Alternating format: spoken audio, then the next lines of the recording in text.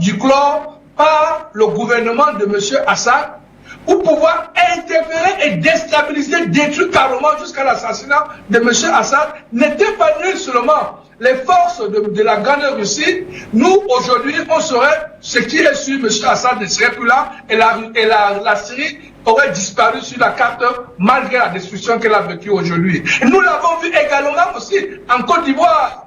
Comment, plus proche de nous, certains médias, en particulier la chaîne que je ne citerai pas ici, à laquelle j'ai eu à faire référence, une chaîne française, passe en boucle en plusieurs langues, qui a pu prendre la chose en Côte d'Ivoire, passer en boucle jusqu'à la déstabilisation totale, à une épuration totale de la Côte d'Ivoire, et que ce président qu'on avait traité de génocidaire, qu'on avait traité de dictateur, a été relâché purement et simplement avec son ministre, M. Blé Goudet, de la Cour pénale internationale, la plus haute cour de justice internationale.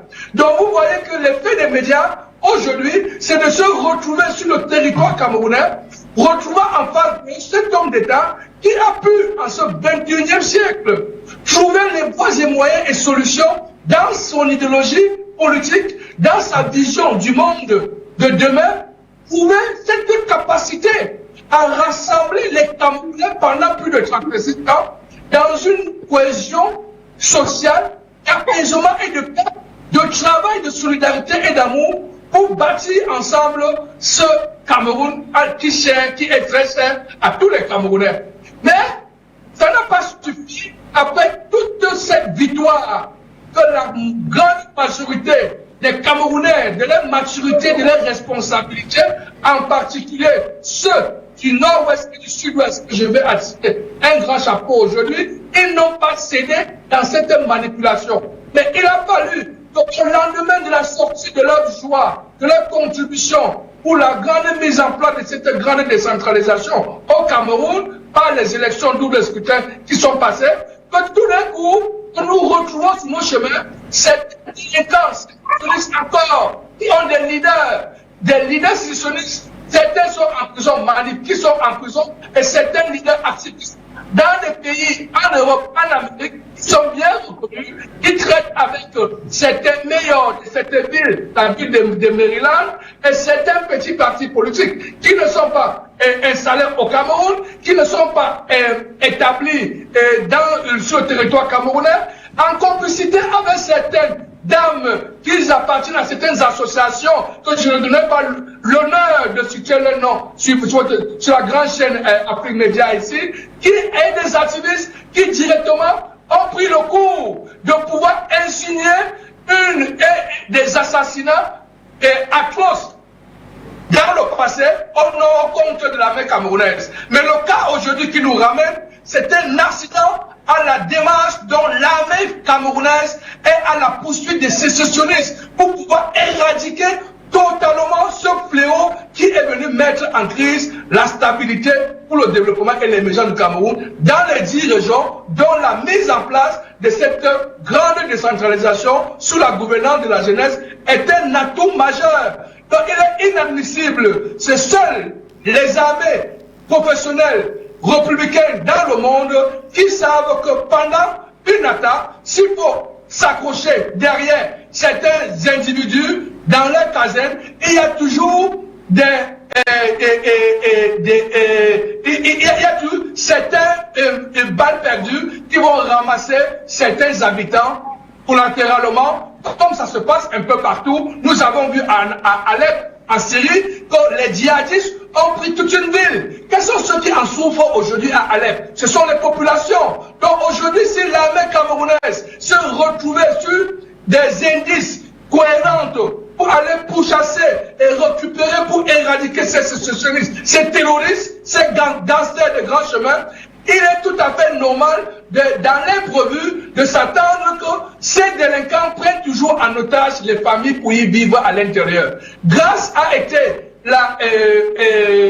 par la grande magistrate de communication du ministère chargé de la défense du Cameroun, qui a démontré aujourd'hui en donnant exactement les preuves matérielles qui se sont passées sur le terrain et qui nous laissent croire qu'aucune armée au monde ne peut rarement se débaucher à certains accidents dans une guerre fratricide avec des hommes armés. Voici cette réalité qui est devant nous, que nous devons plutôt soutenir l'armée camerounaise, comme nous pouvons aussi soutenir toutes les armées du monde qui sont en face des terroristes, qui se cachent entre les habitants. Donc, on ne peut pas s'en passer de détruire ces terroristes sans toucher les habitants, comme les médias de camerounais ont pu, grâce à la communication de l'armée, nous faire foi dans ce reportage et dans la communication qui sort du ministère. Je vais chuter par là pour dire, Manuela Seka, quelque part, nous pensons aujourd'hui que le rôle des médias, surtout en particulier les médias français, je dirais comme ça, c'est ce rôle. Ils ont un rôle de relais de l'information et de la communication. Ce n'est pas un rôle de communication du bat-en-guerre. Nous avons vu ça en Syrie. Mais nous voulons tout simplement appeler ces chaînes, ces médias françaises, de s'abstenir pour l'Afrique, en particulier au Cameroun. Car cette guerre, elle est arrivée par procuration au Cameroun et est venue trouver une jeunesse mature et responsable de toute sa population de 26 millions de Camerounais.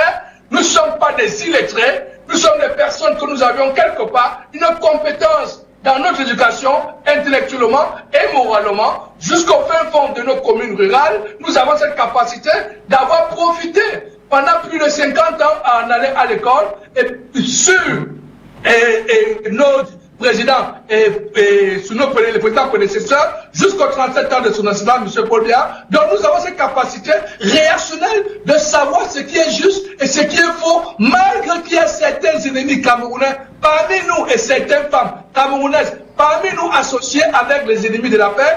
Ils ne trouveront pas le passage tout simplement parce que ce qui se passe au Cameroun aujourd'hui est un acte qui se passe en pleine guerre quand l'armée a besoin d'éradiquer et de pourchasser tous les terroristes dans toutes les zones sur le territoire où elle est appelée à servir pour donner la paix et la sécurité à des personnes et des biens dans chaque État. Merci à vous, Monsieur Youmbi. On va donc aller au standard et prendre la réaction aussi de quelques téléspectateurs. Un appelant depuis la Côte d'Ivoire. Bonsoir.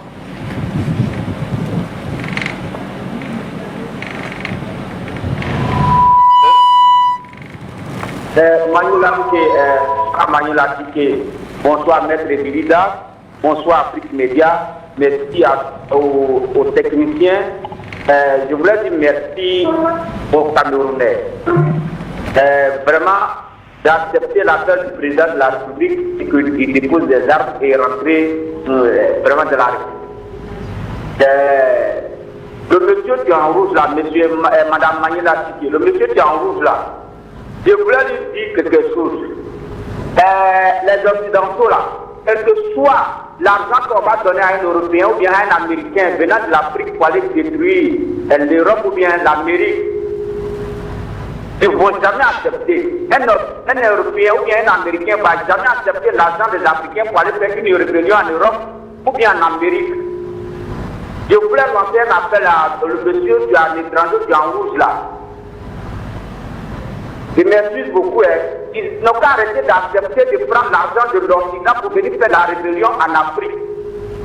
Ils n'ont qu'à arrêter de prendre l'argent de l'Occident pour venir faire la rébellion en Afrique. Ils n'accusent pas, mais ce sont ceux qui prennent l'argent de l'Europe pour venir détruire l'Afrique et le Cameroun. Si le professeur Maurice Kamto vraiment aimait le Cameroun, aujourd'hui il voulait être président, il n'a pas pu être président. La campagne que Maurice Kamto doit mener, c'est d'aller aux zones anglophones là, pour aller sensibiliser les gens que ce n'est pas avec les armes qu'on devient président, c'est avec le dialogue, c'est avec la marche, c'est avec le combat politique sur le terrain. Force en force, ce n'est pas avec les armes. Mon frère, je t'appelle pas, arrêtez de prendre l'argent de l'Occident pour venir détruire votre nation, pour venir tuer votre pays.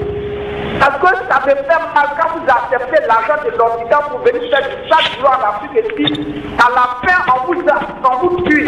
À la fin, on va vous humilier. À la fin, les Européens vous insultent. À la fin, les Américains vous insultent que vous êtes malades. Donc de là, vous acceptez l'argent venant de l'Europe et l'Occident pour venir détruire l'Afrique. Ce n'est pas bien. C'est très mauvais de votre part. Vous, les Africains, vous êtes à l'étranger là. Si vous êtes parti chercher, revenez avec le développement. Ne prenez pas l'argent de l'Occident pour venir faire la rébellion en Afrique et ici. Tuez vos parents. Quand vous acceptez l'argent, rien en Côte d'Ivoire exemple.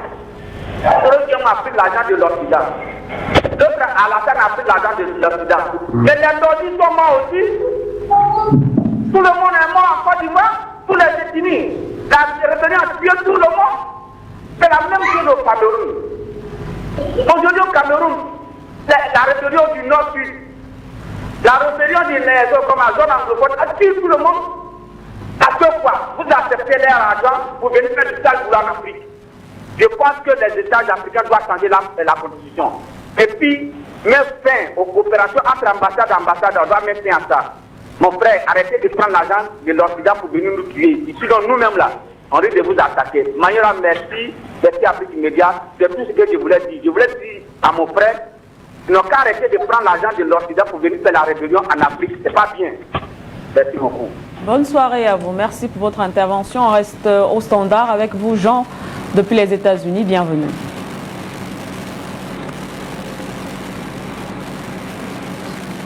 Alors, on a perdu Jean. On va prendre Pasteur Soa. Bonsoir. Ouais, bonsoir. Bonsoir, mon assistant.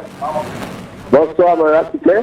Bonsoir. Ouais, c'est la grande de soit avec vous. Je salue mon frère Maître Biliga. Maître Biliga, soit salué. Je salue tous ceux qui sont à Skype. Je salue également tous les Camerounais. Je vais saluer nos mamans depuis la Côte d'Ivoire, maman Yao, madame Tissé, pour les grandes femmes, que la grâce de Dieu soit avec vous. Pour le combat, nous avons commencé depuis 2012. Je pense qu'on va gagner. Maintenant, je vais parler également au peuple camerounais. Le Cameroun qui au Moscou, campagne d'intoxication contre l'armée camerounaise. Je vais parler ce soir à mon frère, à mon ami Athéna, qui est aujourd'hui à Skype en face de moi. Mon frère Bertrand depuis les États-Unis. Bertrand, je vais te dire que également, le Cameroun c'est son pays. Et il faudrait que tu modères également ton langage avec ton propre pays. Parce que, je ne sais pas si c'est matin ou hier tu as parlé, quand tu as parlé, quand tu as dit vers la fin de tes propos, tu as vraiment pris des propos de menaces avec ton pays. Et vous, aux États-Unis, vous êtes organisés, vraiment sincèrement, je voudrais te dire qu'à tant qu'un jeune du Cameroun, il faut revenir à soi-même. Parce que quand le bien, ton temps va partir. D'ici peu de temps, il ne sera pas là. Et que vous, la jeunesse, c'est vous qui allez également faire le travail du Cameroun. C'est vous qui allez également participer à la politique du Cameroun. Donc, actuellement, le Cameroun a des problèmes et le pays a des difficultés. Donc, ensemble, vous qui êtes dans la diaspora, vous devez également aider, contribuer à l'avancement de ce pays. Aujourd'hui, voici un problème du Nord-Sud qui se passe, où on parle d'abandonner. Vous devez plutôt aider votre pays parce qu'il faudrait dans un premier temps que le pays soit sauvé pour que vous, demain, vous qui allez également être candidat ou bien diriger ce pays-là, vous allez diriger. Comme bien, son temps va passer, ce sera la jeunesse. Comme son temps va passer, ce sera la jeunesse. Donc, moi, j'appelle ce soir en tant que pasteur pour donner vraiment des conseils aux jeunes Camerounais pour leur dire quelle situation qui se passe au Cameroun, c'est-à-dire la Côte d'Ivoire fait 4 écoles. Et nous qui sommes quittés en Côte d'Ivoire, nous sommes venus au Ghana, on a souffert. Et quand on voit ça, vraiment, on ne peut pas souhaiter également l'exil ou bien la vie des réfugiés à son ami, à son frère. D'autres n'ont pas vécu, mais nous avons vécu, on a touché ça, ce n'est pas une mince affaire. Donc je voudrais vraiment vous dire, qu'est-ce qui se passe au Cameroun, vraiment, nous vous demandons pardon. Faites tout pour que le Cameroun ait la paix. Faites tout pour que le Cameroun se réconcilie avec sa jeunesse, avec tout le monde, avec son armée. Aujourd'hui, il y a l'intoxication. Nous sommes dans une guerre de communication qu'on appelle la bataille médiatique. Donc les autres chaînes que vous voyez là, ils sont là pour intensifier leur objectif et veulent que le Cameroun tombe dans les problèmes. Mais demain, là, le Cameroun a des problèmes, ils vont aller où? Est-ce qu'ils vont aller au Nigeria? Ceux qui vont partir pour se réfugier. C'est très compliqué. Nous vous demandons pardon. En tout cas, attendez-vous et aidez pour le pays. Bientôt, ce mandat va finir. Vous, la jeunesse, c'est vous qui allez gérer votre pays. C'est le conseil que je voulais vous donner ce soir. C'était passé ce soir ici. On a vraiment fait la grève de l'État avec le peuple camerounais. Vous êtes un peu intelligent. intellectuel, vous êtes un peu vraiment grand, un peu digne, et nous respectons. Nous, vraiment, nous prenons exemple sur vous. Nous sommes en exil. Si vous avez lutté pour la Côte d'Ivoire, pour le président Laurent Gbagbo, nous en avons pour vous. Merci. Merci à vous également. Merci à vous, pasteur Soa. On revient sur Jean. Bonsoir, Jean. Vous nous appelez des États-Unis. Merci. Nous vous saluons, Manuela Siké, nous saluons vos invités, Bertrand et puis Maître Ilega et Youbi. Alors, dans ce jeu, Manuela Siké, je m'en vais, nous félicitons, nous soutenons l'armée camerounaise, l'armée régulière, qui a reçu l'ordre de rétablir l'ordre dans tout le pays. Nous la soutenons. Et je vais aussi remercier Bertrand pour son espace dans tout à l'heure. Il a dit qu'il faut tuer les choses parce que nous sommes en guerre. Heureusement que Bertrand a reconnu aujourd'hui que nous sommes en guerre. En guerre contre qui? Nous sommes en guerre contre l'impérialiste qui veut diviser le Cameroun, partager le Cameroun pour pouvoir tirer ses profits. En utilisant la jeunesse, en leur promettant des choses faramineuses qui sont même irréalisables aujourd'hui. Alors, Manuela Siké, nous interpellons les jeunes, la jeunesse camerounaise, surtout celle qui est en guerre, de déposer les armes et de revenir à la maison, de ne plus faire confiance à l'Occident, à ceux-là qui les manipulent. Alors, Manuela Siké, nous sommes en guerre, nous devons être vigilants. L'armée régulière ne peut pas faire l'objet de poursuites quoi que ce soit. Même dans vos pays, si vous voyez, ça, le problème existe partout. Mais on n'a pas armé les gens pour les détruire. Mais pourquoi ils nous imposent l'armée chez nous là-bas? Pourquoi ils nous imposent les armes chez nous? Parce que la vie des Noirs ne porte pas devant eux. C'est des racistes. Les Noirs peuvent s'entretuer, peu importe. En utilisant des raisons fallacieuses pour justifier l'Angleterre, pour dire que c'est l'armée même, c'est l'armée qui tue. C'est faux. Dans ce jeu. Et vous soutenez cette armée-là. Ne soyez pas démoralisés. Soyez forts. Et ça, c'est lancé pour toutes les armées africaines aujourd'hui.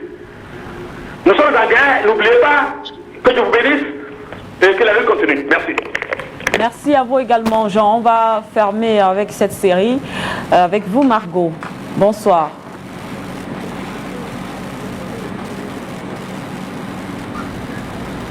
Oui, c'est fait.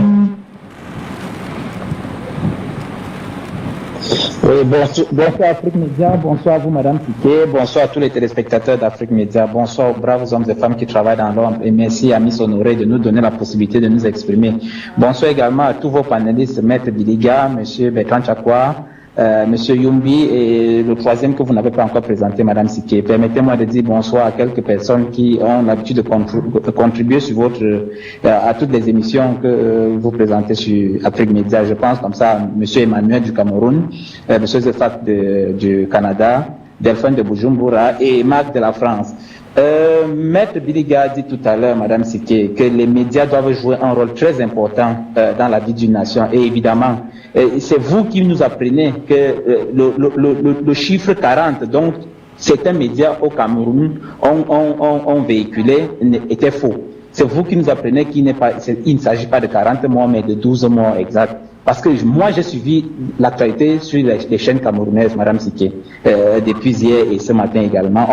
Il parle d'à peu près 40 morts. Donc, nous sommes surpris que vous nous apportez l'information de 12 morts. Donc, il faudrait que les médias au Cameroun, que les médias jouent leur rôle. Parce que la désinformation n'est pas quelque chose de bien. Parce que moi, par exemple, j'étais convaincu que c'est 40 personnes qui sont mortes au Cameroun. Déjà, je souhaite les condoléances à toutes ces personnes-là qui ont perdu un des leurs dans cet incendie-là. Parce qu'on parle de dégâts collatéraux. Donc, il s'agit forcément de l'explosion du jerrycan, comme l'a dit Maître Biliga. Et soutien total à l'armée du Cameroun. Parce que l'armée du Cameroun est une armée régulière. Il est inadmissible que le président ait dit, 4 jours avant cet incident ait encore réitéré le vœu d'apporter la paix de ce côté-là en demandant aux jeunes qui portent encore des armes illégales illégalement dans les forêts, de retrouver la République afin de vivre tous ensemble. Mais que 4 jours après, qu'on nous dise que c'est l'armée qui est tirée sur des personnes civiles, sur des civils comme ça. Non, vraiment, il faudrait que les médias jouent leur rôle. Donc, nous demandons déjà aux médias, parce que M. Peter Soka, comme ça, cette tranche d'antenne et bonne continuation pour votre émission. Voilà, merci également à vous, Margot. Très bonne soirée. On referme donc momentanément le standard. On accueille un autre invité, Monsieur Fabrice Kamden. On rappelle que vous êtes secrétaire départemental du RMRC aux États-Unis. Bonsoir et bienvenue. On vous renvoie directement la parole sur l'actualité de ce jour avec ces accusations contre l'armée camerounaise. En ce qui concerne les massacres dans le village de Garbeu, on ne reviendra peut-être pas sur les différents commentaires. De toutes les façons, vous avez eu vent de cette information, tant du côté de la population, pourquoi pas aussi de certains médias internationaux, mais aussi et surtout le communiqué du ministère de la Défense. Monsieur Kamden, je vous accueille peut-être avec un message d'un téléspectateur, puisque vous êtes là, vous représentez le MRC. Alors, il nous dit, Monsieur Brice qui dit, moi j'ai un problème avec l'opposition camerounaise qui souffle du feu sur ce type d'information parce qu'ils sont tous contre le pouvoir, ils ne soutiennent jamais l'armée mais encouragent les ambazoniens, ils sont muets en ce qui concerne cette information et politisent tout. Alors, Monsieur Kamden, je vous renvoie à l'antenne.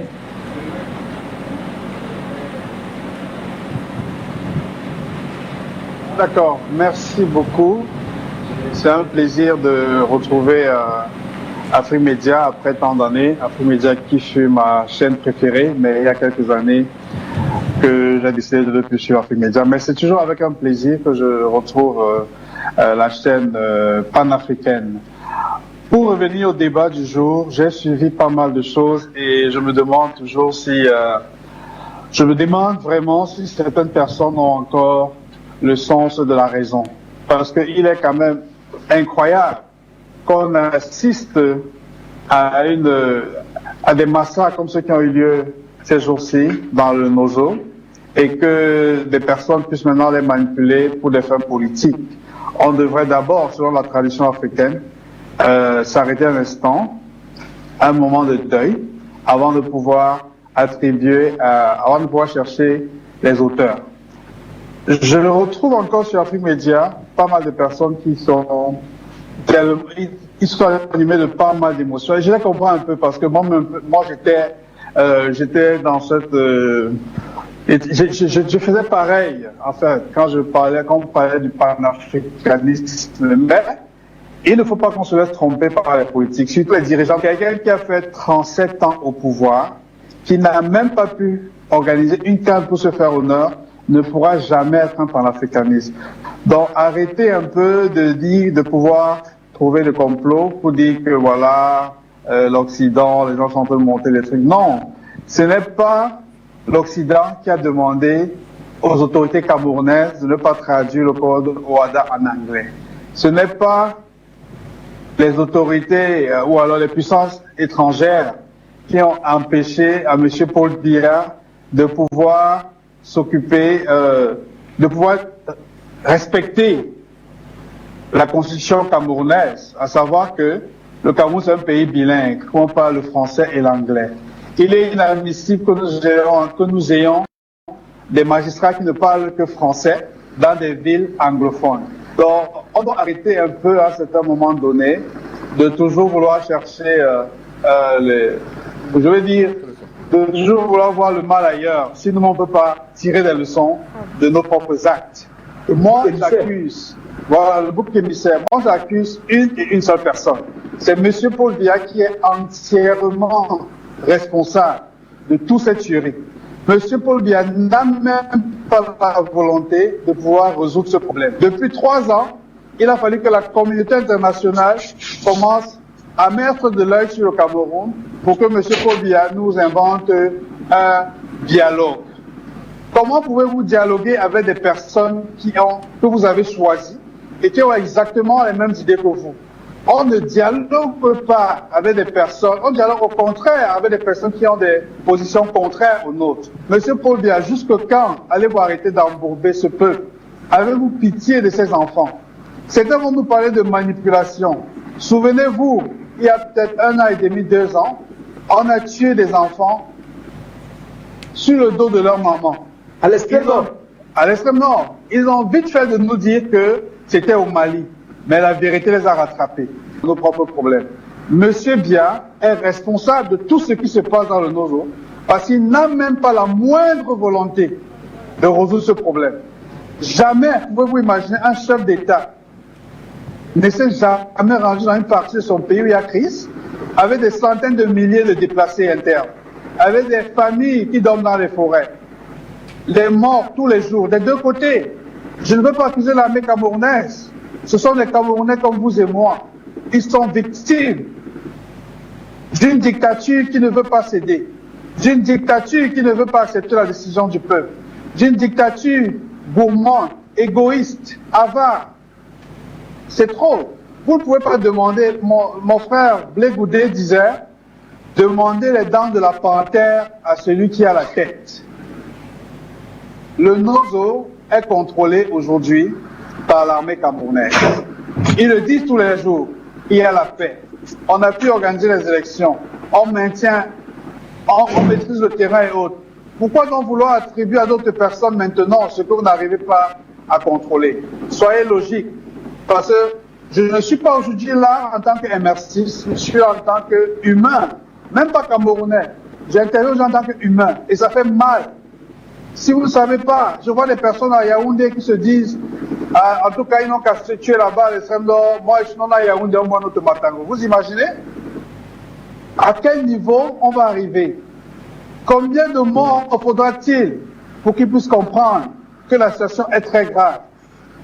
Et puis quand on va se retourner vers l'international, ils vont crier comment on appelle ça? Au complot. Et au complot international, quand même, soyons sérieux. Réveillons-nous, s'il vous plaît.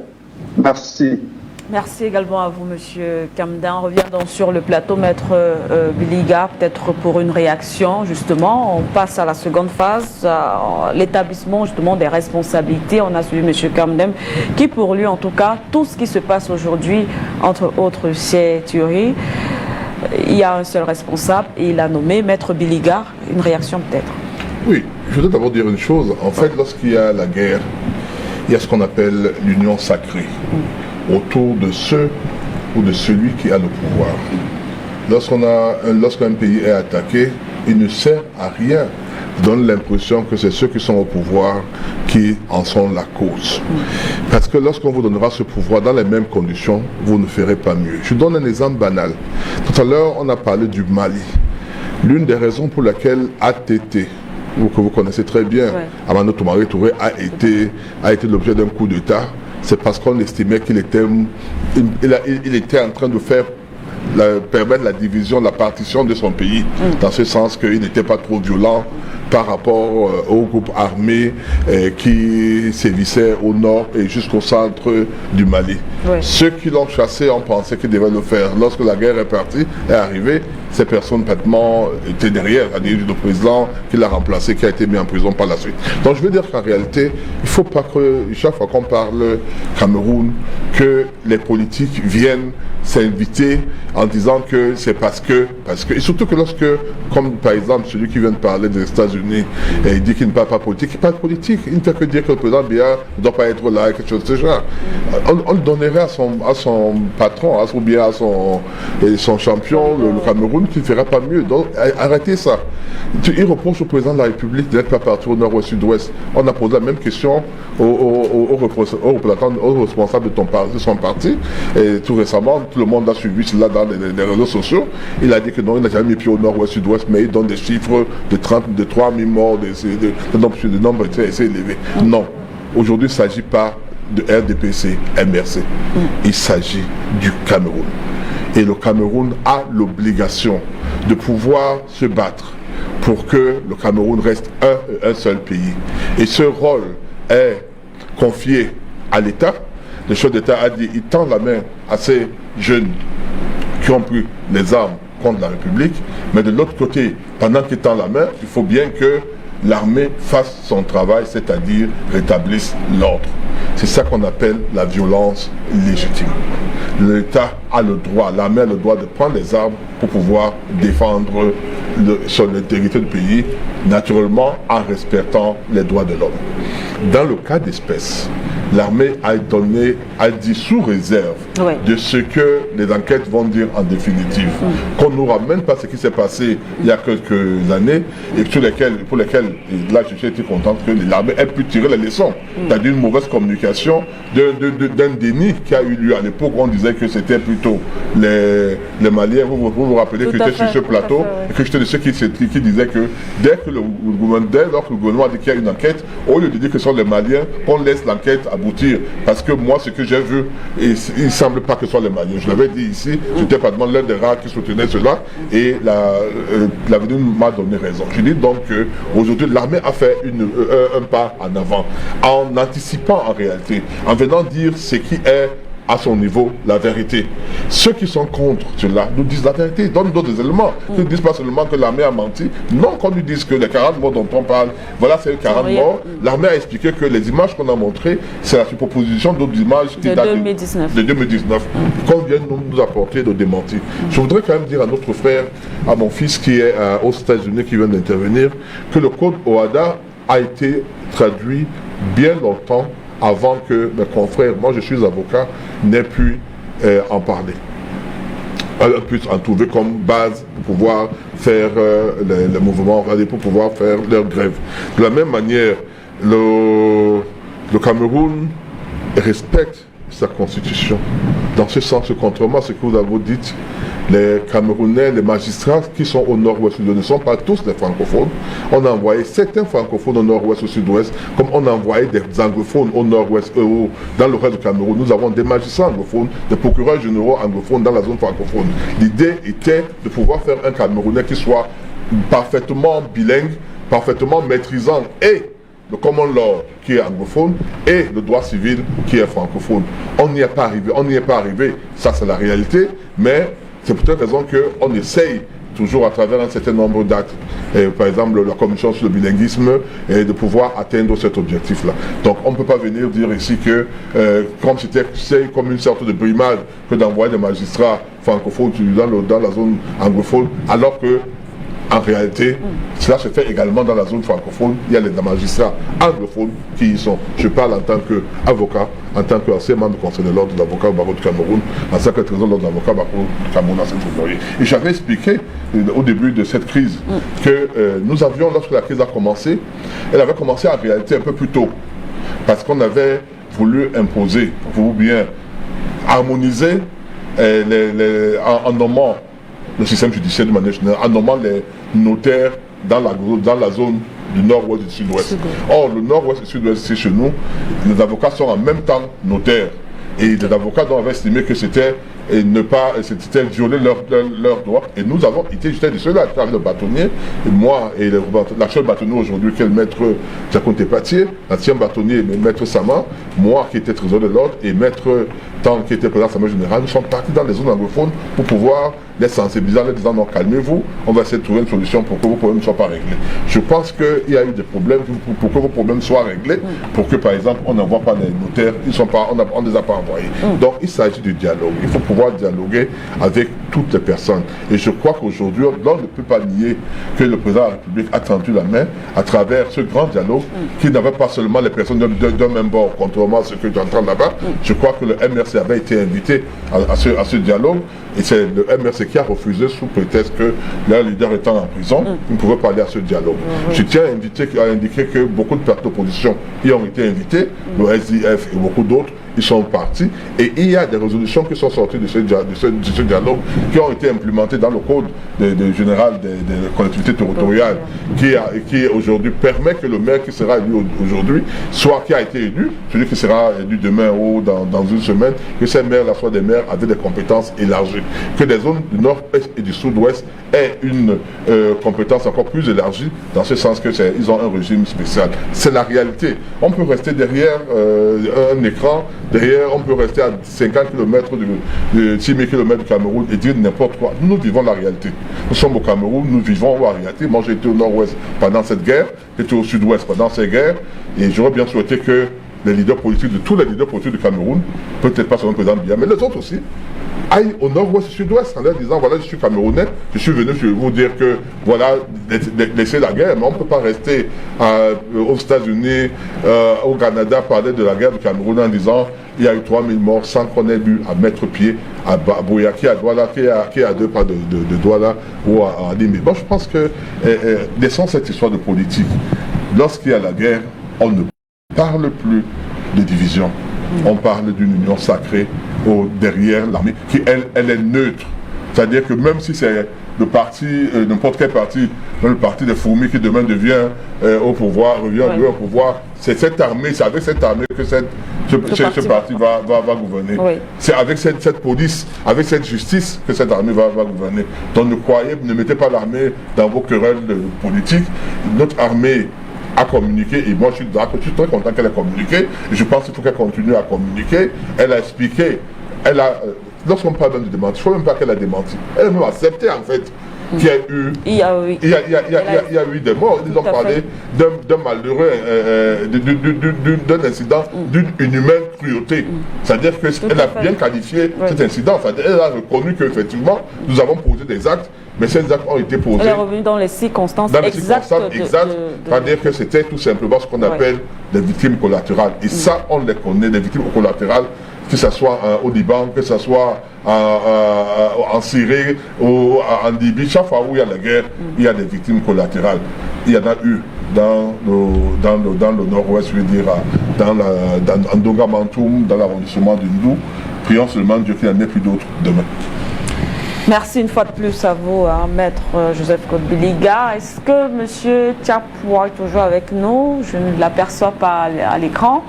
D'accord, M. Tiapoua, je reviens vers vous aussi, peut-être pour une réaction, puisqu'on parle cette fois-ci, on essaye plus ou moins peut-être d'établir les différentes responsabilités de ce qui se passe aujourd'hui du côté du Cameroun, tout en bien évidemment essayant de donner des solutions ou des alternatives pour éviter, pour sortir de cette crise qui semble perdurer. Monsieur Tiapoua, votre avis, votre analyse là-dessus? Oui, Manuela Sike, avant de donner mon avis par rapport à ça, s'il te plaît, ma chère soeur Manuela, je souhaite à ce que tu équilibres vraiment le temps de parole sur le plateau. S'il te plaît, maman, fais un effort. Je sais que c'est pas facile, mais il faut que tu fasses un effort. Je voudrais attirer l'attention de Maître Baïga, un Maître Baïga que je respecte beaucoup parce que c'est un juriste de haut vol, c'est un intellectuel.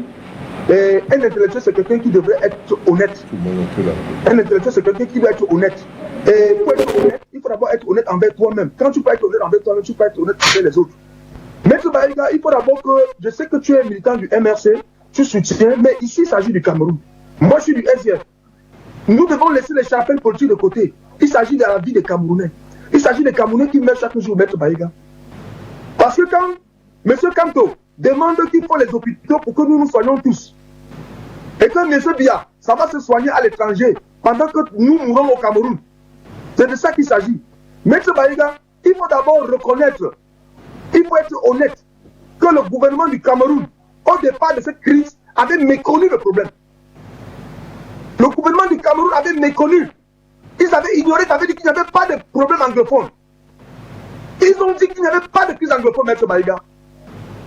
Ils ont dit, tu ne peux pas le nier, tu le connais. La première des choses, vous dites d'abord, tu ne peux pas vouloir résoudre un problème quand tu nies le problème. C'est ça, voilà l'enjeu. Quand le gouvernement du Cameroun ne reconnaît pas qu'il y a un problème anglophone, comment est-ce qu'elle peut apporter une solution à ce problème, Maître Baïga? Quand toi, en tant qu'un avocat de ton niveau, tu ne peux pas avoir l'honnêteté de dire aux Camerounais que vraiment, malgré que je suis du LDPC, mon parti, les cadres de mon parti avaient mal fait, ou bien avaient menti le peuple en ignorant qu'il y avait un problème anglophone. Voilà où nous en sommes. Maître Baïga, quand nous parlons du dialogue, il n'y a jamais eu de dialogue pour résoudre le problème qui se passe, qui sévit le Cameroun. S'il y avait eu un dialogue au Cameroun, on ne serait pas en train de vivre ce que nous vivons là, Maître Baïga. Et il faut rappeler au peuple camerounais que pendant les 10 morts, après avoir perdu des vies, on avait obtenu de ce gouvernement impérialiste, il faut le rappeler parce que nous sommes dans la continuité du système Amadou Aïdo. Parce que Biya n'est que dans la continuité, parce qu'il ne faut pas oublier, pour rappeler ça aux Camerounais, que M. Biya, c'est un administrateur, il était dans une école des administrateurs des colonies françaises. Il a été à l'école en France pour venir administrer les colonies françaises, donc il est là pour appliquer ce qu'il a appris là-bas. Parce que quand j'ai compris tout à l'heure, là, quelqu'un dit que nous qui sommes à l'étranger, nous appelons les étrangers pour venir s'attaquer à notre pays. Moi, je me demande bien si nous ne marchons pas la tête. Monsieur Kanto n'a jamais pris une arme. Nous avons vu Michel Doki sur qui on a tiré. Est-ce qu'il avait une arme? Mamadou Montaki en prison. Est-ce qu'il avait une arme? Nous avons vu Jimini, la seule jeune institutrice, qui est en prison à Banganté, à l'eau, je vous parle Manuel Asike. Ils sont 4. Qui est sorti à Banganté pour exprimer son opinion. Aujourd'hui, elle est en prison. Vous voulez qu'est-ce que vous voulez que l'on fasse? Le Cameroun aujourd'hui est pris en otage entre deux feux. Entre ceux qui oppriment, qui tuent, qui volent, qui empêchent les gens de s'exprimer, et d'autres qui pensent qu'ils ne peuvent pas continuer à subir. Voilà la réalité. Puisqu'aujourd'hui, pour parler au Cameroun et qu'on t'écoute, il faut prendre les armes. Si les anglophones n'avaient pas pris les armes, on n'aurait jamais eu ce dialogue, ce semblant de dialogue. Nous ne pouvons pas continuer avec un système, avec un gouvernement qui est là, qui a tout pour rien. Regardez tout ce qui gouverne, tous ces ministres-là. Ils ont eu l'école gratuite. Ils n'ont jamais payé 5 francs. Ils ont eu les bourses pour aller dans les pays étrangers étudier gratuitement. Ils sont revenus. Ils ont tout gratuit. Aujourd'hui, ils vendent de tout. Ils vendent de tout aujourd'hui. Ils ne donnent plus aucune possibilité. Et aujourd'hui, tout est pour les enfants, eux et les familles et les générations. Et nous autres, on fait comment? Nous autres, on fait comment? Vous avez une petite entreprise au Cameroun. Moi, je parle en tant que témoin vivant. J'avais une petite entreprise immobilière qui était installée à Madagascar. Les petites PME au Cameroun payent les taxes plus que les multinationales, plus que les grandes sociétés. Vous parlez de le sécessionnisme, la guerre. C'est ce système qui crée la guerre. Allez lire, quand M. Baïga dit que nous sommes aux États-Unis, on ne sait pas ce qui se passe. M. Baïga, je vous rappelle que à partir du Pentagone, on voit tout ce qui se passe au Cameroun.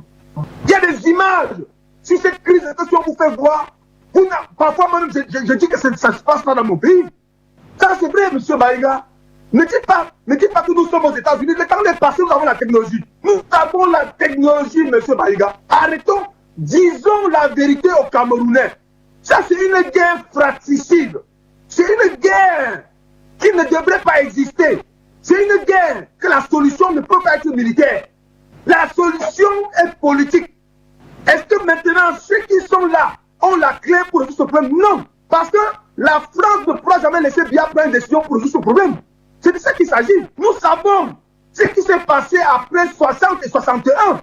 Nous savons quelle était la stratégie du gouvernement français de ramener le côté anglophone et les embobiner. Acceptons la vérité en face. Quand nous ne pouvons pas accepter cette vérité en face, comment est-ce que nous pouvons résoudre ce problème? Aujourd'hui, nous crions que les étrangers sont montés, les étrangers sont descendus. Qu'est-ce que nous avons fait? Nous avons vu des prélats qu'on a tués au Cameroun. On les retrouve les cadavres dans l'eau. Avec une lettre, je suis dans l'eau. On n'a jamais eu une suite d'enquête par rapport à ça. Comment est-ce que moi, Bertrand Chapa, je peux croire à un rapport d'enquête qui sort de mon pays? Je ne dis pas que les enquêteurs et les magistrats camerounais ne font pas le travail. Les gars font le travail, mais ils sont bloqués. Ils sont bloqués parce que nous nous trouvons dans une sphère, dans un cercle qui est fermé. C'est de ça qu'il s'agit. Il est question aujourd'hui que M. Biya, s'il est incapable de résoudre ce problème, qu'il quitte le pouvoir. Parce que, qu'il le veut ou pas, l'enfant qui est dans le ventre là va sortir. Cet enfant va naître, qu'on le veut ou pas. Moi, je le dis, et je suis un responsable politique, et j'assume mes propos. Nous ne pouvons pas continuer à rester voir M. Biya et ses amis aller à Tangadi faire ce qu'ils font pendant que les gens meurent dans le Nozo. J'ai compris, quelqu'un dit là que c'est 12, ce n'est pas 40. Même si c'était une seule personne. Moi, personne, je ne suis pas prêt comme tu es un Camerounais. Pour une raison que nous pouvons s'asseoir et discuter.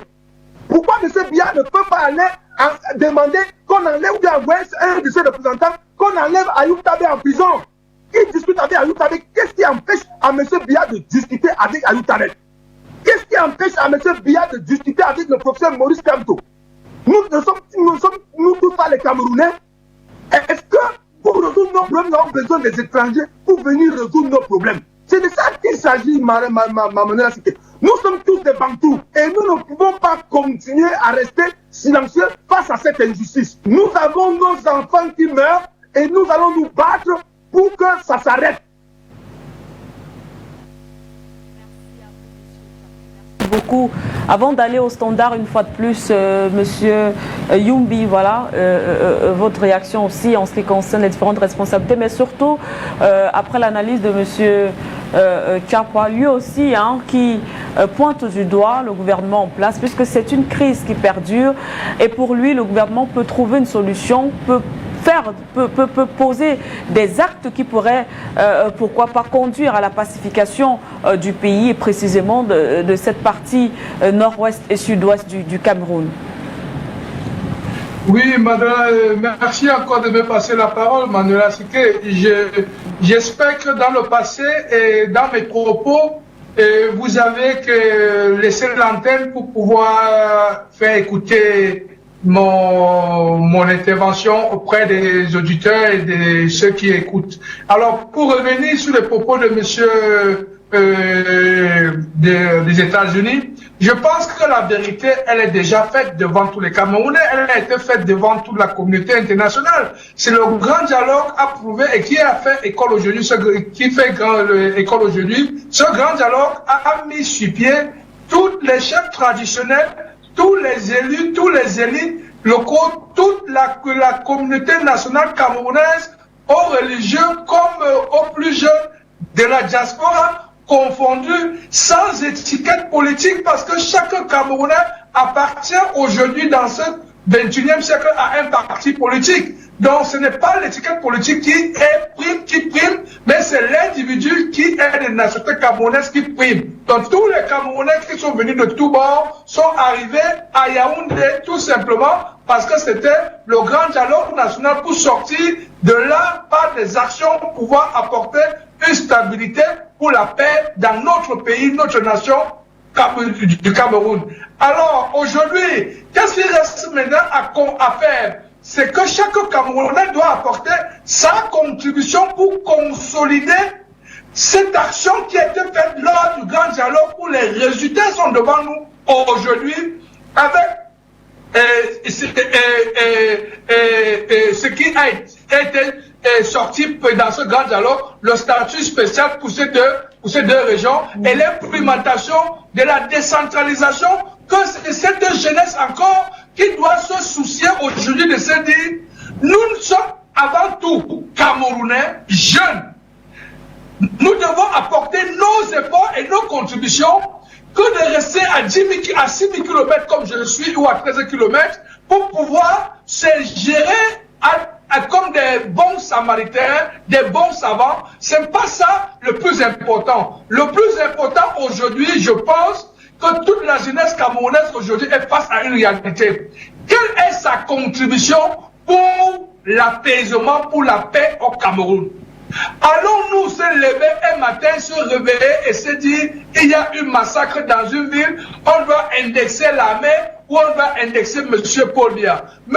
Paul Biya, comme je l'ai dit dans mes propos préliminaires, c'est quelqu'un dont nous devons aujourd'hui nous réjouir. Nous devions nous satisfaire pour l'accompagnement qu'il apporte aujourd'hui, que nous, ces jeunesses qui sommes là aujourd'hui, pétris de talent, pétris de qualité de ressources humaines, il a pu mettre tout en œuvre que nous puissions être ces jeunes-là qui représentent d'un Cameroun de demain, un Cameroun mature et responsable. C'est ça déjà nous devons d'avoir apprécié de lui, qu'il a pu nous donner ça comme un acquis. Et cet acquis, en retour, nous devons nous aussi nous dire, construire une nation, ce n'est pas chose facile.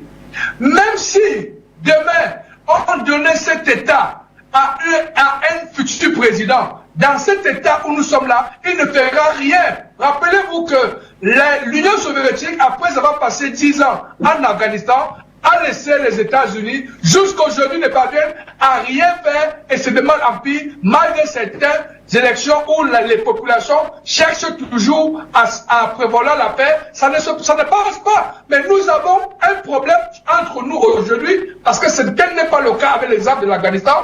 En Afghanistan, vous avez des radicaux, carrément islamiques, et plus avec un monde une partie qui veut se moderniser. Mais au Cameroun, vous avez une jeunesse mature et responsable. Qu'attendons-nous aujourd'hui? C'est tout simplement de dire à certains de nos jeunes frères qui sont de la diaspora de ne pas embryonner l'esprit des Camerounais. Les Camerounais sont cette jeunesse qui ont démontré encore aux yeux des populations nationales et internationales qu'ils étaient pétris de paix et qu'ils étaient tous heureux de descendre sur la place publique pendant le double scrutin pour manifester leur joie à aller choisir certains parlementaires et les conseillers municipaux à laquelle ils vont animer ensemble la gouvernance locale pour le développement et la recherche du bien-être des personnes et des biens au Cameroun. C'est ça qui est la vérité aujourd'hui. Et devant nous aujourd'hui, nous avions certains individus, avec tout le respect que j'ai pour vous, que j'ai pour eux, certains qui sont panélistes aujourd'hui, qui interviennent, que la jeunesse panafricaine les écoute, la jeunesse particulièrement camerounaise qui nous entend, viennent vociférer certaines inepties devant les médias, comme s'il y avait un sauveur d'une baguette magique qui viendra au Cameroun avec sa baguette, remettre la paix, remettre la stabilité et donner le développement au Cameroun, comme un Cameroun où près de 60 ans, nous n'avions pas eu ce développement avec les pays amis et de la communauté internationale. Donc nous sommes que nous-mêmes Camerounais, nous-mêmes Africains, ceux-là qui doivent trouver la paix et la stabilité dans leur pays et ils doivent être les acteurs comme instrument de développement dans leur vie. Donc j'interpelle encore par là cette jeunesse et surtout le monsieur qui est secrétaire général du MRC à Washington. Il a eu bien l'aimabilité d'être rattrapé par Maître Baïga qui est assis là-bas sur le plateau avec vous pour leur rappeler que le code de Ouada a eu un effet et cet effet nous a redonné plutôt une confiance dans notre bilinguisme parce qu'avant son implication, on pensait qu'il fallait tout simplement que cela soit de notre côté, mais ça nous a permis plutôt que ceux qui partaient de l'université de Boya pour venir à l'université de Yaoundé sont plus bilingues aujourd'hui et ce sont ceux-là qui ont donné cet atout magnétique, cet atout que le bilinguisme au Cameroun est une réalité. Donc le code de Ouada n'est pas venu aujourd'hui pour pouvoir apporter un effet négatif, c'est un effet positif par rapport à la conscience dont la jeunesse camerounaise avait déjà effet au niveau des universités en se transbordant dans tous les sens. Donc aujourd'hui, nous pensons que le respect de la Constitution, c'est celle-là que nous demandons à tous les partis politiques, à tous les leaders politiques, de respecter la Constitution camerounaise, de respecter les institutions camerounaises, pour pouvoir démontrer que quand il y a un acte palpable comme ce que nous avons aujourd'hui, avant que les médias internationaux ne puissent vociférer et faire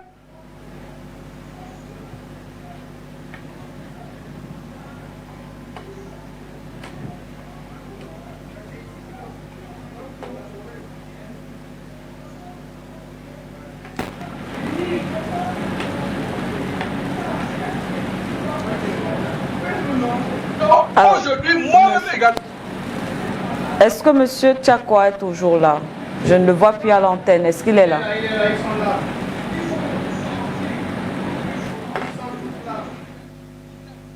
2020 a sorti, manifesté de leur propre voix pour l'armée camerounaise, l'armée républicaine camerounaise, par le biais du ministère de la Défense, pour pouvoir, qui a pu avec aimabilité, avec courage, avec professionnalisme, dire aux yeux du monde entier, raconter les faits réels qui se sont passés. Nous comprenons qu'au niveau de la tête du secrétariat de défense de l'armée, il y a un ministre qui est professionnel et qui est responsable pragmatique de dire ce qui est vrai, parce que dans un cadre, dans les accidents collatéraux, il y a toujours ces effets qu'il faut toujours s'attendre.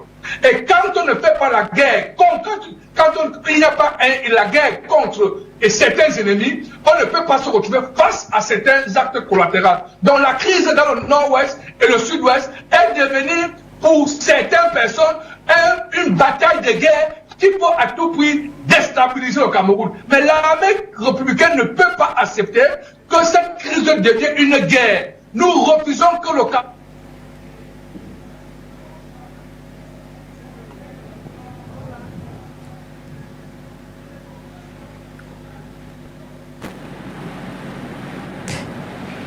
Eh bien voilà. Voilà, on a dû être interrompu. Monsieur Yumbi, on reviendra vers vous d'ici quelques minutes. On va aller au standard. Oui, on va aller au standard et prendre certainement la dernière série des appels. Monsieur John, vous nous appelez de Yaoundé. C'est bien ça, Monsieur John. Bonsoir. Bonsoir, Lydia. Bonsoir à tout le monde qui est au tableau. Je suis d'abord anglophone, je m'excuse parce que je ne m'exprime pas très bien en anglais, en français, s'il vous plaît. Je veux d'abord dire qu'il y a deux Cameroun qui s'est unis en 1961. Je veux qu'on soit très clair avec cela.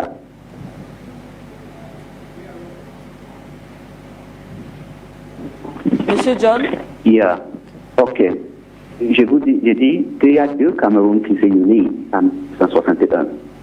Ça veut dire, quand on parle de Cameroun, l'avenir de Cameroun, les anglophones ne sont pas représentés dans ce discours. Il faut qu'on soit très bien clair. Quand on dit le Cameroun, c'est cela. La République du Cameroun, moi je suis anglophone, je suis à Yaoundé, je suis anglophone, mais je ne suis pas citoyen de la République du Cameroun. Je suis citoyen de la République fédérale du Cameroun qui s'est unie avec un autre territoire. Le francophone ne peut pas nous ne sommes pas fous. Nous ne sommes pas le couchon. Vous ne pouvez pas vous lever un jour and you say, for example, that les anglophones, nous tous sommes Camerounais. Nous tous ne sommes pas le Cameroun. On ne doit pas accepter le croissance des francophones. Le président de la République a même dit à Paris qu'il y a beaucoup d'efforts pour assimiler les anglophones. Ça veut dire qu'il ne veut plus la coutume anglophone, il ne veut plus rien des anglophones. Si tu es anglophone, tu es francophone. Tu suis la coutume francophone. And that is exactly where we, the new generation of anglophones, say we go to it. It will over our dead bodies. It should be clear. Les anglophones sont en train de mourir. Il y a quelque chose des anglophones qui sont morts. Mais mourir quand on ne peut même pas le faire. On ne peut même pas accepter que dans un niveau Cameroun, le choix président, quand on est venu dans cette histoire, on nous avait bien dit, le président est anglophone maintenant, et le prochain président serait anglophone. C'était bien écrit. Comment on se retrouve dans ce contexte où on nous présentait, j'aime Maurice Kamto, mais il est bien pour gouverner le francophone, Cameroun francophone. Mais pas pour le Cameroun anglophone, il ne nous représente pas. Il ne peut pas parler pour nous. On ne peut pas avoir 3 présidents dans un pays et tous sont les francophones. On ne sont pas tous ici pour ça. Il faut que le Cameroun sache que même s'il veut tuer tout le monde comme on a tué tous les enfants, il y a peut-être près de 45 quelque chose des enfants là-bas qu'on a tués. Même s'il veut faire tout ça, ça ne doit rien changer. Et il faut qu'ils sachent que même en Sangandji, tous les anglophones se prennent comme anglophones dans le gouvernement. Le jour qu'ils vont toucher les membres de leur famille, le jour qu'ils vont savoir aussi qu'ils sont aussi les vrais anglophones. Ils sont même pas, quand on dit anglophones, francophones, les gens pensent que peut-être que c'est l'histoire des bilinguisme, comme il y a un pénaliste qui vient de dire bilinguisme. Ça n'a rien à faire avec le bilinguisme. C'est avec la culture des gens. Ce qu'on dit ethnique, it has to do with ethnic issues. Ethnique, effectivement, il ne peut pas aller dans le village, dans le village de Boulou, il dit qu'à partir de maintenant, comme le président de Cameroun est anglophone, personne ne doit pas danser comme il dansait avant. Tout le monde ici va parler de la succès. Les anglophones ne sont pas bêtes. Les anglophones ne sont pas bêtes. Et on va les prouver, parce que nous ne sommes pas peur à mourir. On les a bien dit. On ne peut pas être plus de 25 millions beaucoup de personnes pour viennent même bien dire ok, on veut 4 États. 4 États pourquoi? Ça veut dire qu'on meurt pour les anglophones avant même de stabiliser notre éducation, les anglophones mourir, avant de créer, d'apporter même le motif parce que quant au bénéfice maintenant, les anglophones mourir, on tue les anglophones chaque fois. Pour les groupes, même il y a les anglophones qui sont en prison. Pour leur avoir, les anglophones meurent. Pour les anglophones, les francophones fait quoi? Les francophones fait quoi? Qu'est-ce qu'ils vont nous dire? On ne peut pas accepter. Il faut que les francophones constatent que cette histoire a commencé depuis et c'est bien fondé dans le cœur de tous les anglophones. On s'en fout où il reste. Quand il dit qu'il y a les sectionnistes, tous les anglophones réfléchissent dans le même côté. Il faut que ça soit bien clair. S'ils veulent continuer déjà, ils vont continuer de batailler jusqu'à la fin. Et ça soit bien clair. Ça soit bien clair. Et pour cette fois, ça ne veut pas de la force. Ça n'a rien à faire avec la force. Ils vont continuer sur ce qu'ils font là. Parce qu'on a proposé, si le Cameroun doit être uni, on ne fait même pas la fédération, on fait la confédération. Il y a deux États qui s'est unis. Le Cameroun n'est pas un pays, n'est pas un État, c'est deux États. Et si le francophone ne peut pas accepter cela, ça veut dire que le Cameroun ne doit jamais être français. Soyez bien, en 1987, les États-Unis, l'ambassade des États-Unis à Yaoundé, a bien dit, expliqué au monde, que le plus grand threat dans la paix au Cameroun, c'est la crise anglophone. Ce n'est pas quelque chose que tu parles statut spécial, c'est quoi. L'État vient, et après quelques années, un État dit, ok, je donne à cet État statut spécial qui a mis cette pouvoir-là. Merci à vous. L'État a donné ce pouvoir de donner. Merci. On est obligé de prendre l'antenne parce qu'on a d'autres téléspectateurs. Merci pour votre intervention. Monsieur Mbela, vous nous appelez des États-Unis. Bienvenue, on vous écoute.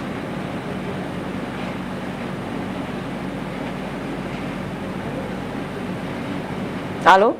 Oui, bonjour Manuela, bonjour à vos panélistes, bonjour à tout le monde. Je m'appelle Monsieur Mbela. J'appelle depuis les États-Unis. Vraiment, ça me fait trop mal quand je vois des Africains se battre pour des langues étrangères. Je me demande si l'homme noir a perdu vraiment son cerveau. Que se passe-t-il? Hier, on se battait pour des religions encore importées. Aujourd'hui, l'Africain en général et le Camerounais en particulier se battent pour des langues. Qui est anglophone, qui est francophone? Je suis Camerounais, je suis Sawa. Il y a des Sawa qui sont dans le sud-ouest, que nous parlons la même langue maternelle. Mais qu'on veut nous diviser sur une langue importée. Je pense qu'il faut que chacun de nous prenne du temps pour se ressaisir. Et il convient aussi, parce que tirer sur chacun va chercher de justifier. On peut tout justifier. Mais rien ne peut justifier qu'on prenne les armes pour se battre contre ses propres frères. Quand je vois mes compatriotes qui sont ici aux États-Unis, nous sommes tous aux États-Unis. Aux États-Unis, il y a un État qu'on appelle la Californie qui veut faire sécession. Mais est-ce que les Californiens ont déjà porté leurs armes un jour pour combattre le reste des 49 États? Ils se plaignent pour la gouvernance de l'État fédéral, mais jamais ils n'ont pris les armes. Et je parle plus particulièrement à mes frères qui sont dans la forêt. Ceux qui vous encouragent pour rester en bourse, regardez là où ils vivent. Ils vivent dans des maisons climatisées, avec leurs épouses, avec leurs enfants. Ils vont à leurs occupations sans aucun problème. Mais vous, ils vous font croire que ce que vous faites, c'est la meilleure chose à faire. Chers frères et sœurs, dear brothers and sisters, don't follow those who encourage you to be on the bush. Drop the guns and save your life. Il y a des problèmes au Cameroun, tout le monde est unanime à ce sujet. Mais est-ce la façon de résoudre ce problème, c'est prendre les armes et les retourner contre ses propres frères et sœurs? Je ne pense pas. Nous savons que l'un des problèmes que nous, non seulement le Cameroun en particulier, les Africains nous avons, c'est le chômage.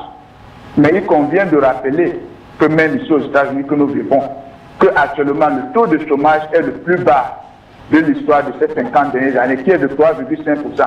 Nous comptons à peu près pour une population de 300 millions que les États-Unis regorgent, plus de 10 millions 500 000 chômeurs. Mais nos dirigeants ont échoué dans une politique de conscientiser nous les jeunes. Parce qu'on est moulé dans une éducation que tu pars à l'école et quand tu finis, tu cherches un boulot. Tu postules. Non, il faut encourager les jeunes à l'entrepreneuriat. Leur pousser à se mettre dans l'agriculture. Tout le monde maintenant fuit les villages pour venir s'amasser à Douala et à Yaoundé. Et si ça ne suffit pas, prendre la Méditerranée. Mais personne n'encourage les jeunes à se mettre à la soudure, à la mécanique, à l'agriculture et le reste. On parle tellement de politique qu'on oublie l'essentiel. L'essentiel, c'est de promouvoir l'entrepreneuriat et de se poser les questions. Qui sommes-nous en tant qu'hommes noirs? C'est ça que j'aimerais apporter comme ma contribution. Et je dis à mes frères et sœurs, nous sommes d'abord les Africains et aucune langue au monde ne doit nous diviser et faire en sorte que nous nous entêtions. Merci pour votre contribution. Merci beaucoup. On va prendre le dernier téléspectateur pour ce programme. Monsieur Fouda, bonsoir. Ok, d'accord. Allô? Ok. Allô? Oui, monsieur, vous êtes en direct. Ok, d'accord. Bonjour, madame. Je voudrais dire bonjour au président Gbagbo et je voudrais dire bonjour aux indépendantistes africains. Alors, c'est très grave, comme disait le frère de monsieur, je crois, Sawala, qui a expliqué que on s'entretue pour des langues étrangères. C'est très grave. On s'entretue pour des dieux importés, mais on ne s'entretue pas parce que nous sommes nous-mêmes. Et c'est très grave. Alors, la solution, parce que s'il faut commencer encore à raconter comment le président est devenu président, comment le président est devenu président, tout leur travail, c'est quoi consiste essentiellement leur travail, vraiment on va passer des mois et des mois. La solution est très simple. Une constituante. On doit demander aux Camerounais ce qu'ils veulent pour leur pays. Pas les grands dialogues où personne ne parle. Je voudrais quand même rappeler que le premier des Camerounais n'y était pas. Donc ça veut dire que tous les frères Camerounais n'étaient pas à ce dialogue-là. On a eu droit à la tripartite, on a vu comment c'est fini. Toujours des bobards, rien que des bobards. Parce que tant que notre monnaie est contrôlée par des étrangers, tant que notre sang est contrôlé par des étrangers, on n'ira nulle part. L'armée camerounaise défile devant la statue d'un homme qui a massacré femmes et enfants dans notre pays. C'est une aberration. Donc on atteint ce niveau où tout le monde fait la guerre avec tout le monde. Excusez-moi, maître Biliga, je ne peux pas être derrière l'armée camerounaise contre qui que ce soit. Je ne peux pas, c'est pas possible. Puisque à quel moment ces gens se sont battus pour nous? C'est compliqué tout ça. Donc, il faut qu'on réécrive notre histoire. Pour ne pas dire qu'on l'écrive simplement. Comment une constituante, on demande au Dieu Cameroun, au Dieu suprême, c'est-à-dire le peuple camerounais, qu'est-ce qu'il veut pour le Cameroun? Est-ce qu'on veut une fédération? Est-ce qu'on veut? Qu'est-ce qu'on veut? Une fois que le Dieu suprême a tranché, c'est-à-dire le peuple camerounais, on avance. Mais en l'état, on va écouter qui? Ils font des réunions, la constitution. Quelle constitution est respectée au Cameroun? Les magistrats de la Cour suprême, excusez du peuple, rendent des décisions au Cameroun et l'État camerounais n'applique pas. De quoi vous nous parlez, maître? De quoi vous nous parlez? Donc il faut qu'on s'asseye, qu'on décide doucement ce qu'on veut pour notre pays. Une constituante. En toutes circonstances, le Dieu suprême, c'est-à-dire le peuple camerounais, doit avoir le dernier mot. Un individu, ça ne peut pas s'élever. Il part faire le tour du monde et il vient nous dire qu'ils ont fait la guerre. Qui t'a envoyé de venir nous dire qu'on va faire la guerre au Cameroun? Qui t'a dit qu'on veut faire la guerre? Nos enfants vont s'attacher pourquoi et pour qui? Qu'est-ce qu'on gagne dans cette affaire? On ne sait pas. On s'entretue avec nos frères à l'extrême nord, on s'entretue avec nos frères dans le sud, dans le nord-ouest. Bientôt, ça va être Yaoundé, voilà, parce que la lutte prend les choses là. Croyez-moi, on va finir par tous nous entretuer dans ce pays si on ne s'assied pas pour parler de notre pays. La constitution camerounaise a été écrite par qui? Maître Biliga, dites-nous. Qui a écrit ça? Ça s'est passé où, quand? Il faut qu'on l'écrive. Les Camerounais l'écrivent. Qu'on sache où on va aller. Armée nation, chaque Camerounais doit avoir une arme. Ça rend tout le monde sage. Quand vous savez qu'en face là, si je m'en vais faire n'importe quoi dans la maison là, on va aussi m'appuyer avec des pistolets, ça vous rend plus sage. On apprend à discuter comme ça. Ça se passe comme ça en Suisse, où un de nos champions aime aller. Ça se passe comme ça en Israël. Et je peux vous citer plusieurs pays dans le monde où ça se passe comme ça. Et là-bas, on ne fait pas tout et n'importe quoi. Un homme seul ne peut pas dire qu'il envoie les enfants des autres faire la guerre pendant que lui, avec sa famille, il est tranquille. Et vous avez vu l'autre expliquer qu'il demande aux autres d'aller dans les bourses. Ceux qui demandent aux enfants des autres d'aller en bourse, là, eux, ils sont tranquilles. Aux États-Unis, à Yaoundé, à Douala, ils sont tranquilles. Donc, il faut qu'on arrête ça. Une constituante. C'est très important. Si on ne le fait pas, mes frères, nous n'avons même pas encore vu le début. Ça va être la guerre totale entre nous. Et pour rien. Et pour rien. Anglophone, francophone, mais ça, c'est quelles histoires. Mais discutons parce que les Bayans qui ont des problèmes avec les petits, peut-être c'est mieux.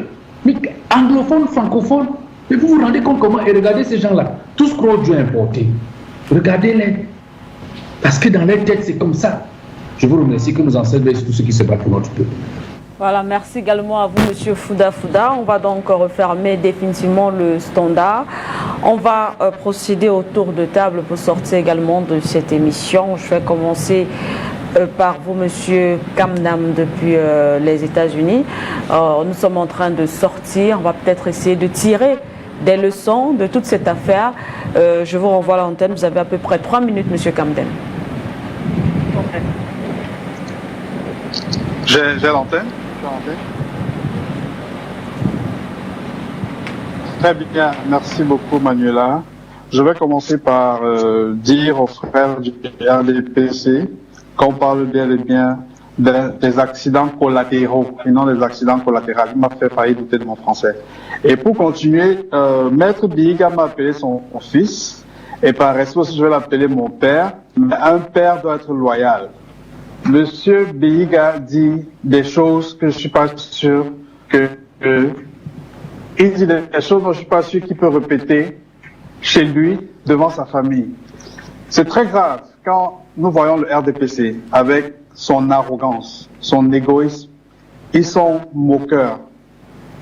Il parle du fait que le président Kanto lui-même ne s'est jamais rendu au sud-ouest ou au nord-ouest. Mais on a un seul président au Cameroun.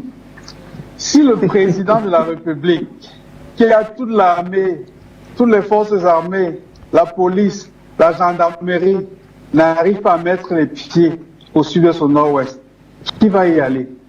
Le ministre des Sports, c'est comment il s'est rendu la dernière fois au stade de Limbe. Il était cagoulé. On est en guerre. Ce n'est plus un secret pour personne. Arrêtez de tromper le public. Aujourd'hui, les choses ne se cachent plus. Et comme je l'ai dit d'abord, comme j'ai toujours dit, l'histoire vous rattrapera. Cette guerre a commencé comment? Par des revendications corporatistes. Et puis, quelle était la réaction des pouvoirs publics? Comme par l'habitude, avec le brut ministre à Tanganji, on a fait fouetter des enfants, on les a fait boire la boue, on a humilié les avocats qui sont ses collègues. Je crois quand même que la solidarité professionnelle devait l'amener quand même à reconnaître que le gouvernement camerounais a utilisé la violence au moment où il fallait dialoguer. Après, ils ont voulu procéder par la technique de l'épuisement, comme ils l'ont toujours fait. Mais les temps ont changé. Notre génération n'acceptera plus ce genre de choses. Jamais. Cette génération, nous prenons nos responsabilités, notre destin en main. Après la suite, ils disent qu'il y a eu un dialogue national. Franchement, quelle honte. Un dialogue taillé sur mesure, où eux-mêmes ils ont choisi tous les participants. Vous pouvez me dire qui là-bas représentait le camp Ayutabe? Personne. Vous dialoguez avec qui? On ne dialogue avec des personnes qui ont des idées contraires aux nôtres. Et c'est ça que nous avons appelé dialogue. C'est toujours de l'embaumement. Il n'y a aucune solution. Les frères anglophones ont perdu confiance en M. Biya et à son gouvernement. Et je le dis et je le répète encore ici, le seul responsable de cette crise, ce n'est pas le gouvernement, parce que on a vu faire l'accusation au gouvernement, on va voir tous les autres. C'est M. Paul Biya. Il n'y en a pas deux. Seul responsable la Constitution de 96, on a été prescrit la décentralisation. On en a fait 20 ans. Elle n'a jamais été mise sur pied. Plus de 20 ans, autant pour moi. 96, je veux dire 13 ans, 14 ans. Et on va toujours accuser l'Occident. Soyons un peu sérieux. Le dialogue, pour vous montrer combien c'était vissé, tout était préparé à l'avance. Sa Majesté Ibrahim Bombon Joya a pris la parole. Il a demandé à ce que on instaure le fédéralisme.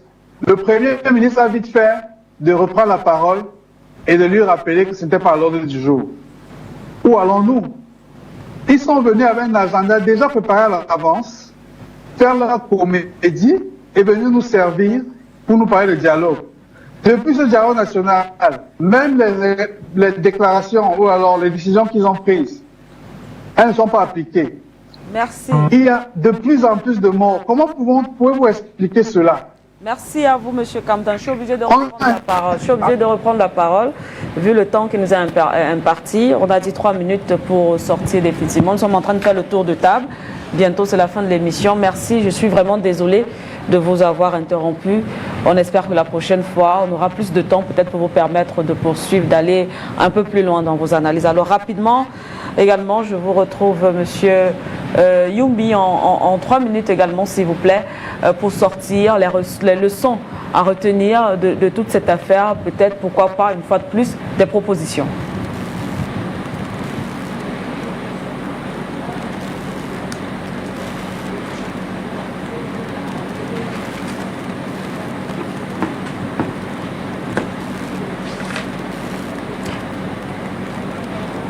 Monsieur Youmbi est là? D'accord. Est-ce qu'on peut avoir Monsieur Tchapwa? Est-ce qu'on peut avoir Monsieur Tchapwa, s'il vous plaît?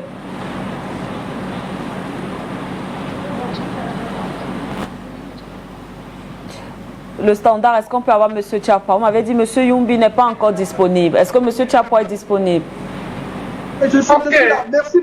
Merci Manuela pour l'opportunité que tu m'offres encore de pouvoir clôturer ce débat. Je voudrais rappeler à M. Youmbi que quand il parle de la Constitution, le poisson pourrit par la tête. Son président, le chef de son parti, n'a jamais respecté la Constitution de notre pays. Nous avons des lois qui ont été votées au Parlement camerounais que M. Biya, le représentant du RDPC, n'a jamais signé le décret d'application. Je voudrais rappeler à M. Youmbi que depuis 1956 au Cameroun, nous avons toujours eu une mascarade électorale. Il n'y a jamais eu d'élection au Cameroun, il y a toujours eu un simulacre d'élection. Je vais rappeler à mon frère Mbela qui a appelé tout à l'heure de la Californie. Pour lui dire qu'en Californie, on n'emprisonne pas les gens pour leur opinion. On ne met pas personne en prison en Californie parce qu'il s'est exprimé. Parce qu'il pense. On n'arrête pas les gens, on les tire là-bas, on ne les met pas en prison. Nous avons Rosan Djimini qui est sorti à Baganté parce qu'il pensait qu'il faut boycotter les élections et parce qu'il s'exprimait, on l'a arrêté, on l'a mis en prison. Je veux dire à M. Mbela que nous sommes des Bantous. Il y a un proverbe Bantou qui dit que quand tu colles le pied, tu tombes. Il faut voir où tu as collé le pied et tomber. Quand cette guerre avait commencé, est-ce que nos frères innocents avaient une arme en main? Est-ce qu'ils avaient un fusil? Nous avons vu des avocats, les confrères de M. Baïga qui étaient sortis avec les robes. Est-ce qu'ils avaient une arme en main? En réponse, qu'est-ce que le gouvernement de M. Baïga les a répondu? Les a tabassés correctement, les a emprisonnés et a commencé à tuer les gens au nord-ouest. Nous avons vu les enseignants qui sont sortis au Cameroun parce qu'ils allaient accompagner la découte de leurs frères. Qu'est-ce que le gouvernement a fait? La répression. Nous ne pouvons pas continuer à gouverner un pays avec la répression. M. Biya a l'obligation aujourd'hui, s'il veut continuer à rester à la tête de notre pays, de s'asseoir avec le professeur Maurice Kamto, qui a gagné les élections en octobre 2018, d'inviter les leaders sécessionnistes qui ont pris les armes parce qu'ils sont fâchés, parce qu'ils réclament une opinion. Je ne dis pas que c'est bien de prendre les armes quand tu réclames, mais nous devons comprendre que les anglophones ont une autre culture, que quand la loi devient injuste, tu as l'obligation de te défendre. C'est de ça qu'il s'agit, Madame Manuela. Nous implorons que nous devons comprendre que nous tous nous sommes des Camerounais et que face à cette guerre qui se passe dans le Nozo, ce n'est une guerre, c'est une guerre praticide et la solution ne peut être que politique. Et que ce que nous revendiquons une justice équitable pour tous les Camerounais. Nous réclamons l'eau, la lumière, nous voulons la route. Parce que M. Biya et ses amis ne peuvent pas continuer à venir s'offrir les soins à l'étranger pendant qu'il a conçu des mouroirs au Cameroun. C'est de ça qu'il s'agit. Merci et bonne continuation de votre émission. Merci à vous. C'est nous qui vous remercions, M. Tchapwa. Merci d'avoir participé, de nous avoir accordé votre temps pour partager avec nous ce moment sur Afrique Média. Monsieur Yumbi, également, vous renvoie l'antenne en 3 minutes pour sortir, s'il vous plaît. Ma chère Manuela Seke, je pense que tout ce qui incombe aujourd'hui pour la nation camerounaise, en particulier la jeunesse camerounaise et sa diaspora, c'est de prendre les réalités en face qu'aujourd'hui le Cameroun est attaqué de tous bords par les ennemis de la paix et de la stabilité au Cameroun, qui sont tous jaloux tout simplement de la souveraineté nationale de ce grand pays, le Cameroun, et de cette jeunesse, et c'est de cette jeunesse mature et responsable qui sont appelés à diriger leur Cameroun de demain. Et tout ce que nous pouvons vivre aujourd'hui dans les circonstances, dans le nord-ouest et le sud-ouest, ne font que nous donner que de l'enseignement dans ce 21e siècle, comment nous devions savoir consolider ensemble, le vivre ensemble pour une cohésion sociale plus forte, plus solide, plus harmonieuse, dans une solidarité avec amour, pour empêcher que le 21e siècle ne soit pas ce siècle qui va nous avaler où nous serons terrassés face aux pays puissants dans ce monde. Ça, c'est le seul enseignement que je pense que la jeunesse camerounaise aujourd'hui doit prendre acte de tout ce qui arrive aujourd'hui pour savoir qu'après M. Paul Biya, il y aura un autre président et après ce président, quand il sera là, va-t-il donner ce que les attendent, dont la jeunesse, les filles et les hommes attendront? Nous ne pensons pas et il ne sera pas possible parce que dans cette mondialisation et cette globalisation, vous devez être prêts dès à présent pour vous défendre demain.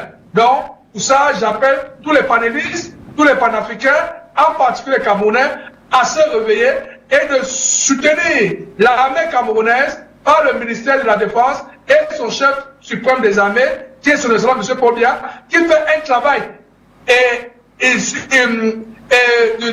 de toute sa détermination pour que le Cameroun soit un pays meilleur où vivra tous les Camerounais des 10 régions du Cameroun ensemble dans la cohésion. Merci à vous, M. Yombi. Merci beaucoup, Maître Biliga. Je pense qu'on va clôturer avec vous. Oui, je voulais dire 2 ou 3 choses. La première, c'est qu'il faut dire à M. Tchapwa et aux autres que nous sommes 25 à 30 millions de Camerounais et qu'il est impossible que nos 25 et 30 millions de Camerounais, nous puissions nous asseoir pour parler Cameroun. Il y a nécessairement des personnes qui vont parler à notre nom. D'abord, c'est ceux qui sont inscrits sur la liste électorale, il y en avait environ 7 millions, et c'est ceux qui vont voter. Donc c'est une utopie que de croire que nous tous les Camerounais, on va s'asseoir pour parler Cameroun. Non, il y aura toujours des personnes qui parleront en notre nom. De la même manière, je dis, ceux qui parlent en notre nom, ceux qui ont été élus. Moi, j'ai fait 18 ans comme conseiller municipal, je ne suis plus élu aujourd'hui. Je parlais au nom de ceux qui m'ont élu. Ouais. Donc ceux qui pensent chaque fois que quand ils prennent le micro, qui sont au Cameroun d'ailleurs, ils disent nous les jeunes. Moi j'ai des enfants qui sont jeunes, qui ne réfléchissent pas comme eux, qui ne les donnent pas délégués pour qu'ils parlent en leur nom. Donc il faut être modeste lorsqu'on a à dire des choses en disant c'est nous qui avons ceci. Non. La deuxième chose que je voudrais dire, c'est que le professeur, la question que j'ai posée par rapport à la visite au nord-ouest du leader du MRC, c'est pas moi qui l'ai posée. J'ai fait état d'une interview qui a été publiée, que nous tous on a lu, dans laquelle le journaliste a demandé au président du MRC s'il était sur le terrain. Lorsqu'il a avancé qu'il y avait 3000 morts, etc. Et c'est ce que j'ai dit. Donc je n'ai pas dit que je lui ai posé la question. Moi j'y ai été. J'ai même failli être kidnappé, vous le savez très bien, lors d'une campagne pour le barreau du Cameroun. Donc c'est pas un problème. Moi je dis également qu'il y a des anglophones qu'on a vu voter, et c'est nombreux.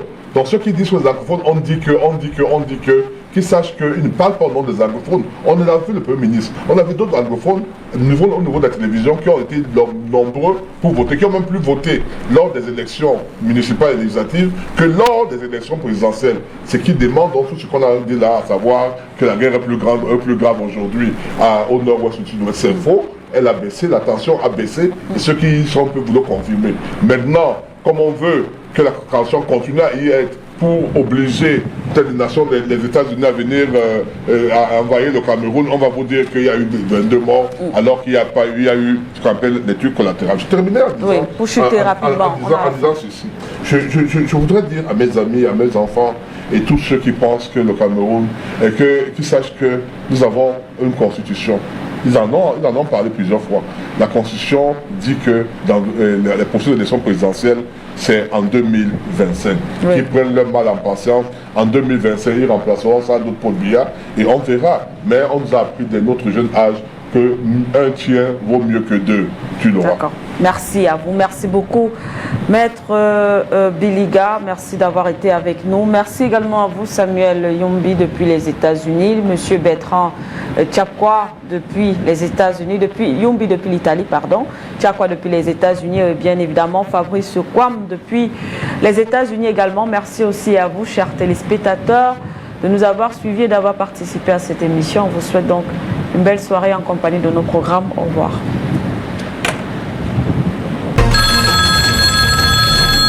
Allô? Bonsoir, Afrique Média.